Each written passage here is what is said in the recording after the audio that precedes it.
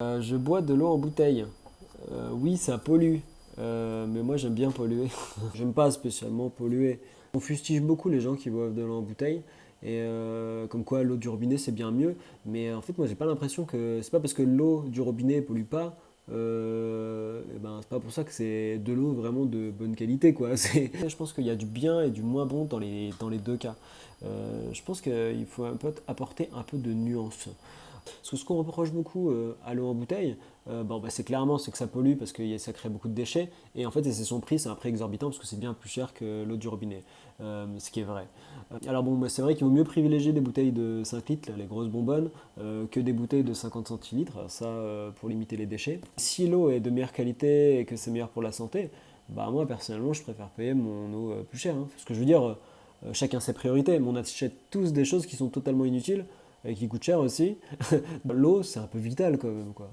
Donc si ça permet d'avoir de l'eau de qualité, bah, moi ça me dérange pas de payer mon eau un peu plus cher. Ça c'est personnel, c'est très personnel.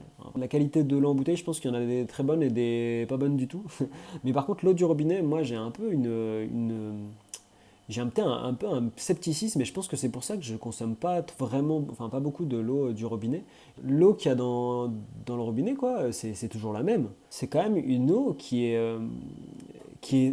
recyclée à l'infini. Vous avez de l'eau, vous l'évacuez, elle est retraitée et on vous la redonne. Sauf qu'entre-temps, elle a été polluée et dépolluée. On met tous des choses mais totalement bizarres dedans. Il y en a qui mettent du desktop, produits vaisselle, l'alimentation, les produits chimiques, les produits industriels.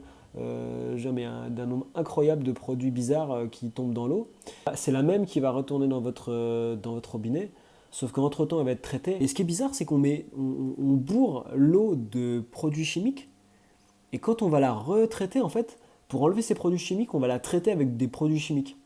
Ok, elle est potable, votre eau. Mais est-ce qu'elle est vraiment de bonne qualité? Bah, là-dessus, franchement, je sais pas. Donc là, j'ai des doutes. Permettez-moi de douter. C'est vrai que moi, si je prends d'abord de l'eau en bouteille, c'est parce que moi j'ai été habitué à boire de l'eau en bouteille, j'ai toujours bu de l'eau en bouteille, donc c'est dur de changer une habitude. Donc après ça m'arrive des fois de boire l'eau du robinet pendant quelques mois, etc. Mais majoritairement je bois de l'eau en bouteille.